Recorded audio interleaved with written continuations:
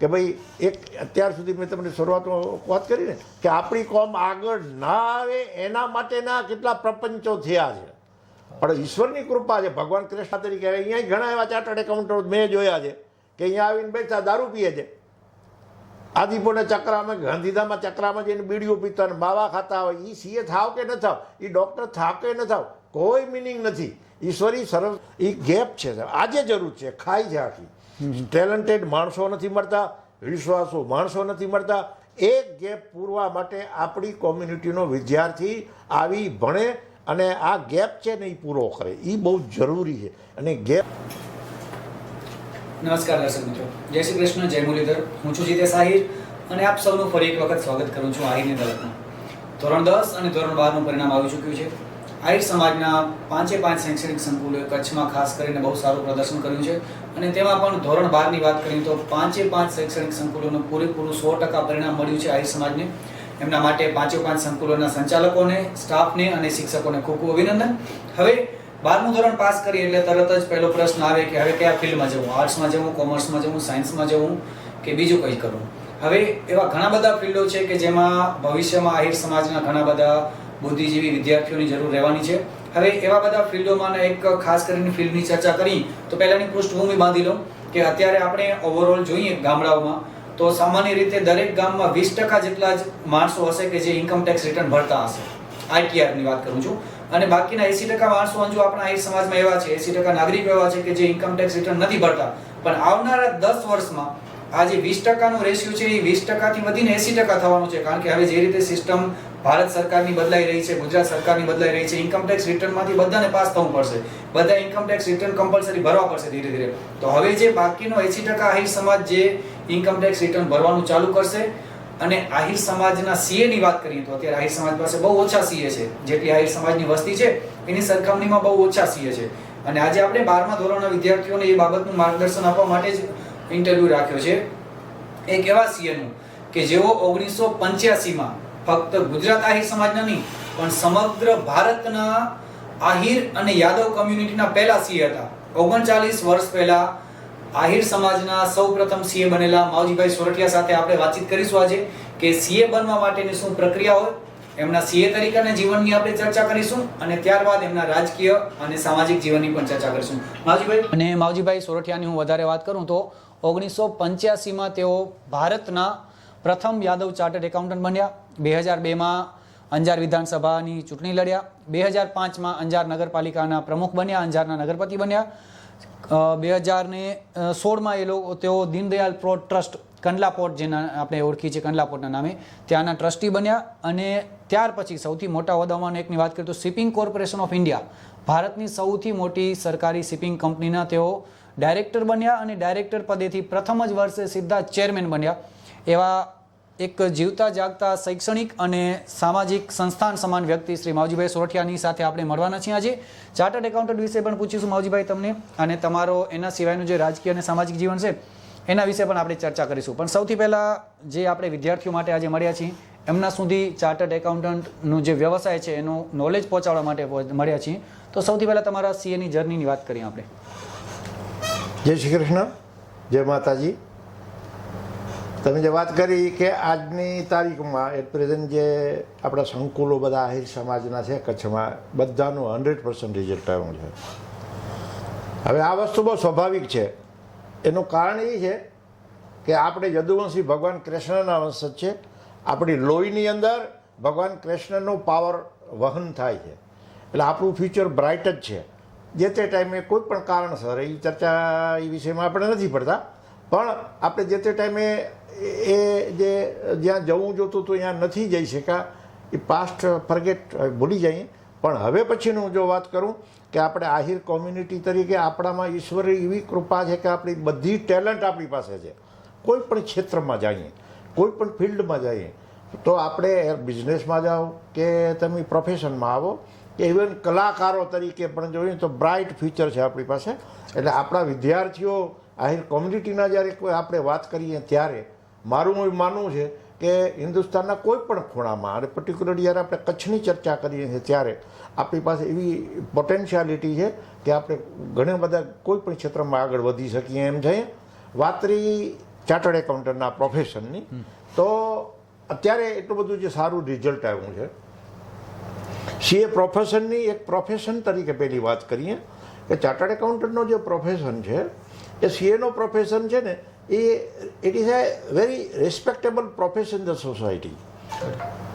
બિઝનેસને એક સાઈડમાં મૂકીને પ્રોફેશનલ જો કેરિયરની આપણે જો વાત કરીએ તો ડૉક્ટર છે, વકીલ છે, ચાર્ટર્ડ એકાઉન્ટન્ટ છે, આર્કિટેક્ટ છે, એન્જિનિયર છે, કન્સલ્ટિંગ એન્જિનિયર, આ બધા પ્રોફેશનના ડિફરન્ટ ગાવે તો ઘણું બધું પ્રોફેશનલ કેરિયર બહુ વિશાળ ફિલ્ડ છે.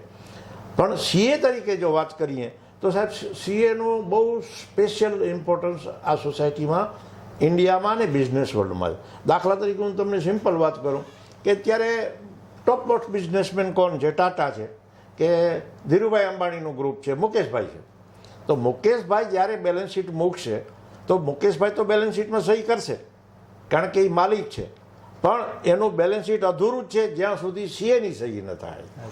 That is the importance of the chartered account in the society કે સીએની સહી વગરનો તમારો એકાઉન્ટ્સ અધૂરો છે. એ ગવર્મેન્ટ પોતે માને છે, બિઝનેસ કોમ્યુનિટી માને છે, ઇન્ડિયામાં માને છે અને આખા દુનિયામાં માને છે કે તમારું બેલેન્સ શીટ છે whether it is reliable or not. It is reliable, considered as real only when it has been certified by the chartered accountant. એટલે આ મહત્વ છે સોસાયટીમાં ઇન જનરલ ચાર્ટર્ડ એકાઉન્ટન્ટનું. હવે આહિર કોમ્યુનિટીની વાત કરવા આપણે આવીએ. સમજાય. હું 1970માં સેન્ટ ડીવી હાઈસ્કૂલમાં એસએસસી પાસ થયો.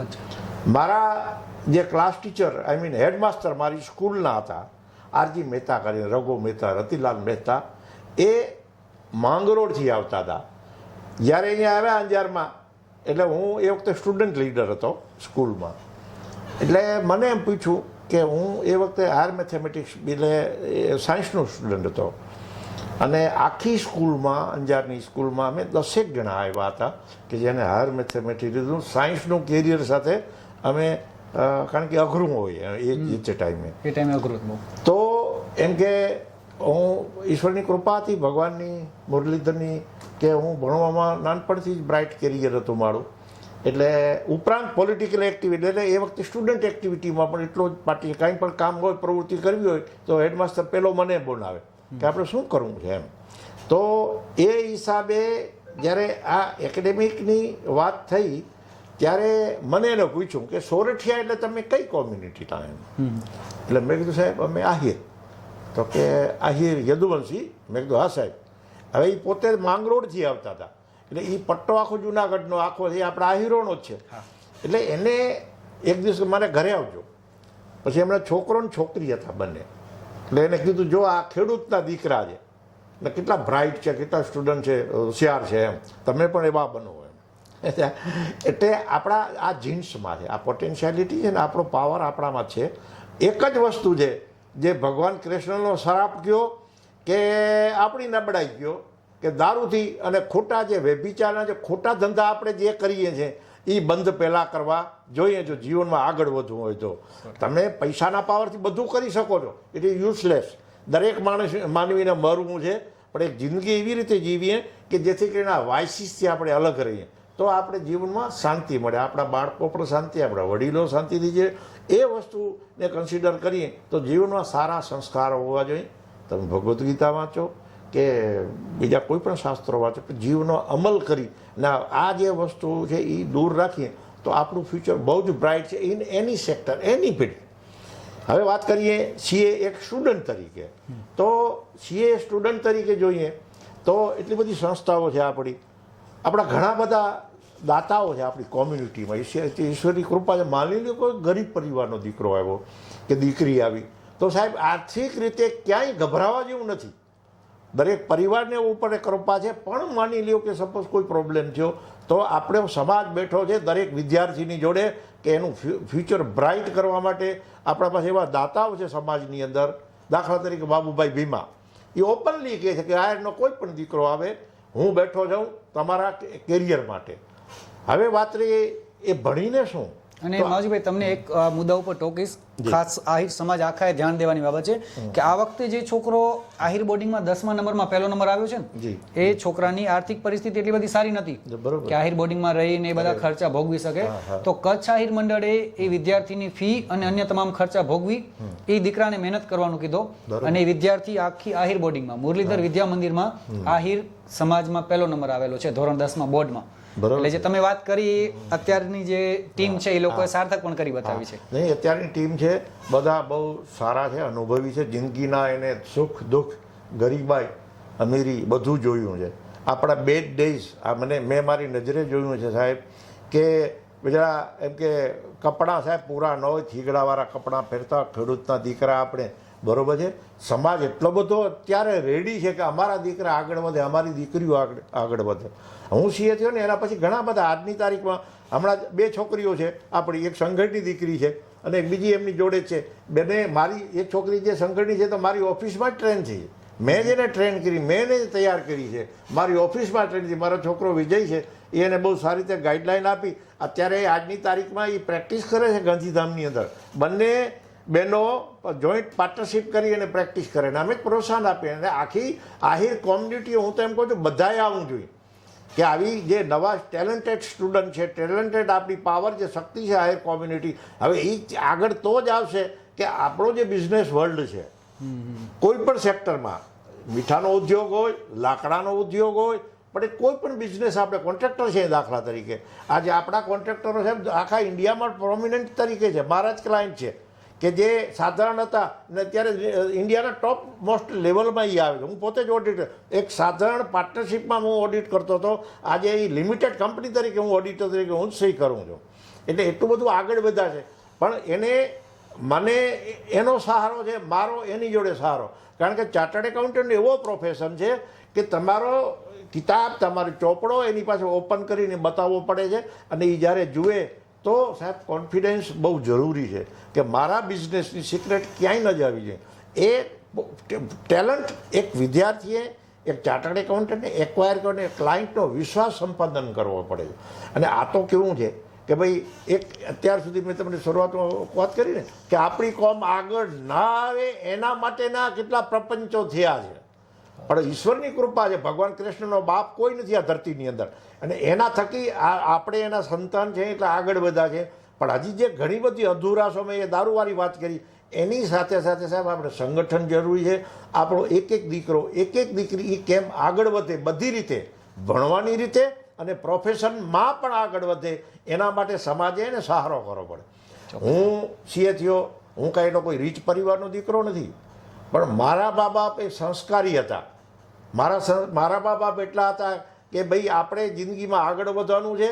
બીજું કે ખોટી કમાણી ન ખપે, બેમાનીનો રૂપિયો આપણી નાળમાં. મારી મા એમ કહેતા કે દીકરા કોઈ દી પંચનો પૈસો આપણી નાળે ન જવો જોઈએ. આ સંસ્કારથી આપણી એબિલિટી, આપણી તાકાત ભગવાને ડેવલપ કરી. હું એમ કહું છું બધા જ આહિરના સંતાનો એવી રીતે, જ્યાં સીએની પ્રોફેશનની વાત કરીએ તો આત્મવિશ્વાસથી બીજાનો વિશ્વાસ સંપાદન કરી એક સારા પ્રોફેશનલ ચાર્ટર્ડ એકાઉન્ટન્ટ તરીકે આગળ આવે, એ બહુ જરૂરી છે. સમાજ એવો છે સાહેબ કે ચારે બાજુ જો આ તો રાક્ષસોનો પ્રવાહ છે. એ રાક્ષસોના પ્રવાહની વચ્ચે દરેક વ્યક્તિએ નીકળવાનું હોય. એ ગમે માનવ કોઈ પણ હોય, એ આપણે વાઇસીસન આવે. દાખલા તરીકે અહીંયા ઘણા એવા ચાર્ટર્ડ એકાઉન્ટન્ટ મેં જોયા છે કે અહીંયા આવીને બેઠા દારૂ પીએ છે.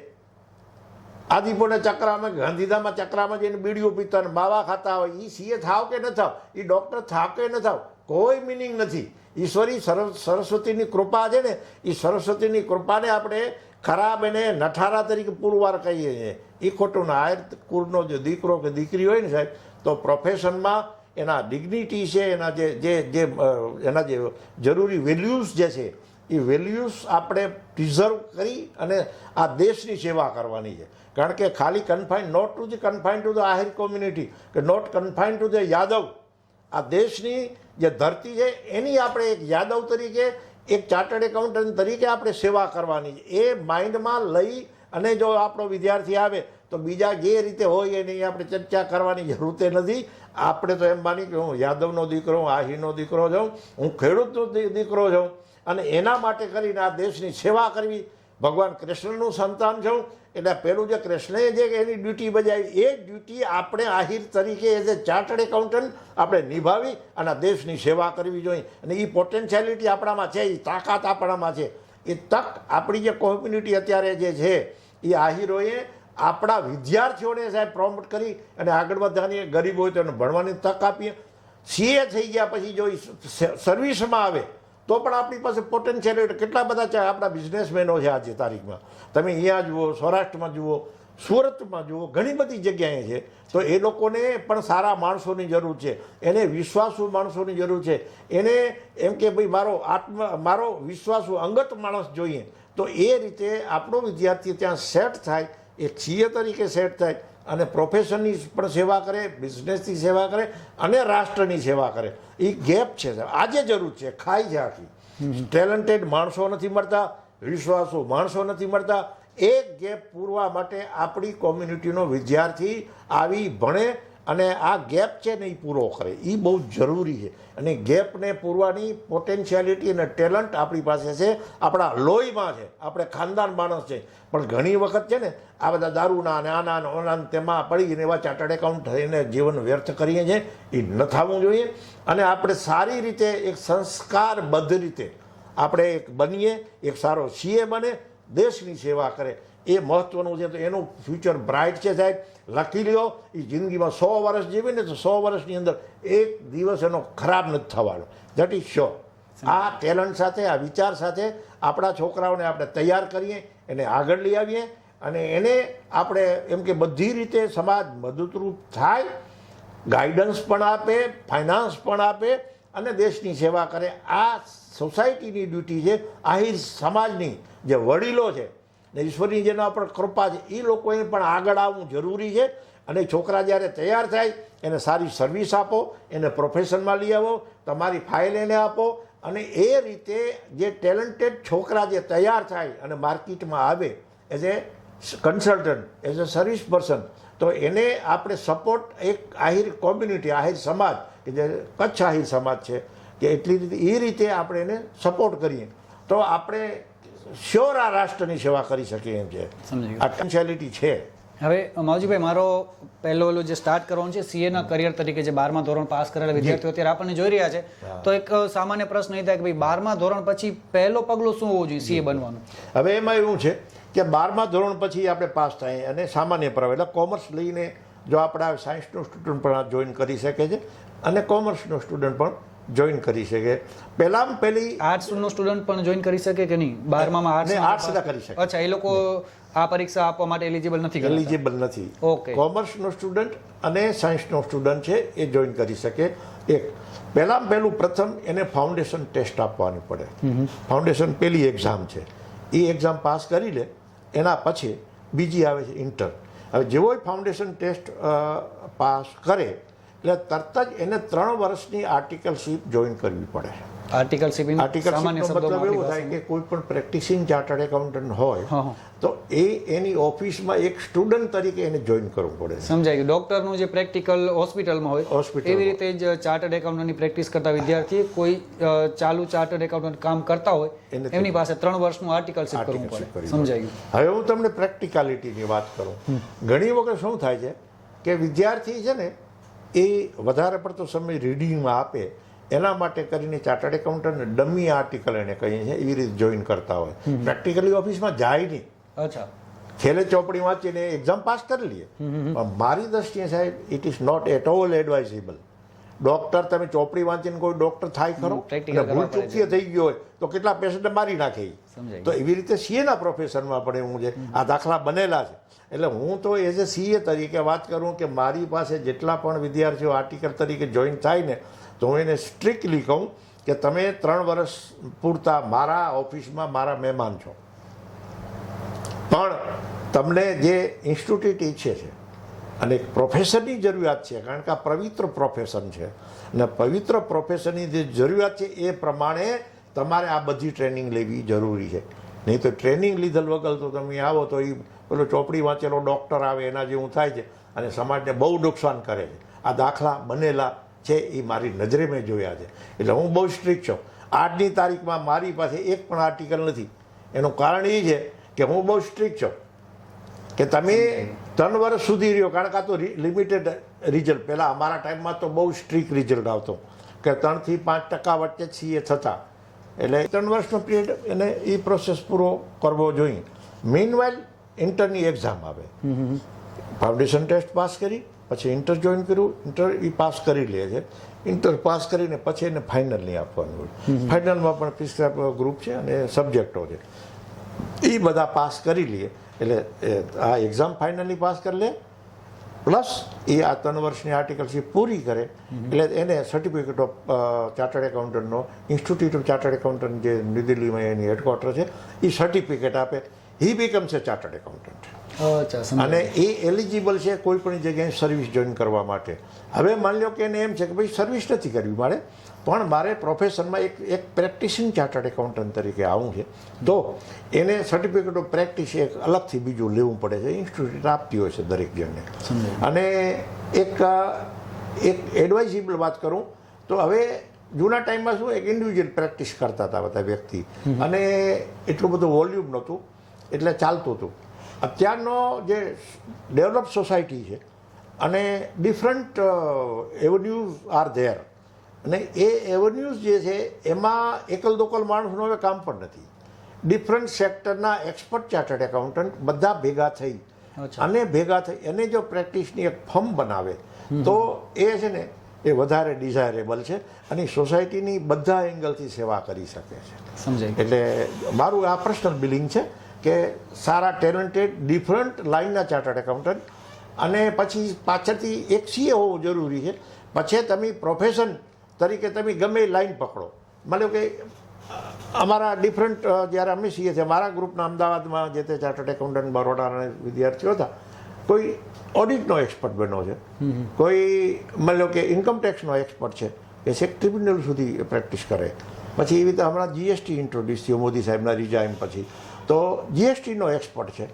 અચ્છા, એના સિવાય હવે તો ઘણા બધા એવન્યુઝ વધ્યા છે, એટલી ટેલેન્ટવાળી માર્કેટો આવી છે, નવી માર્કેટ, અને એના બધે એક્સપર્ટો જો એક લાઈન પકડીને કરે ને તો બહુ સારી એમ કે એક ગ્રુપ ભેગું થવું જોઈએ, અને એ ફર્મ બને ને તો બહુ સારામાં સારી સાહેબ પ્રેક્ટિસ પણ એ કરી શકે છે, સારું કમાઈ પણ શકે છે, અને એક સોસાયટીને સારી સેવા આપે, એ પણ જરૂરી છે. અને આ જે ઓવરઓલ જે પ્રોસેસ તમે કીધી 12મા ધોરણ પાસ કરીને સીએ બનવા સુધીની, અંદાજિત કેટલો સમય લાગે એનામાં? કંઈક નોર્મલી 4 વર્ષ લાગે. 4 વર્ષ. ટેલેન્ટેડ વિદ્યાર્થીઓ જો ફટ એકદમ સુપર કેરિયર જેનું હોય ને, મિનિમમ 4 વર્ષ લાગવાના છે. 4 વર્ષમાં કેરિયર. અને જે ફાઇનલની એક્ઝામ વિશે ઘણા બધા સાંભળ્યું કે થોડીક અઘરી હોય છે, એ સ્વાભાવિક છે, પણ એમાં કેટલા ચાન્સ મળે કે એવું કંઈ હોય છે ફિક્સ?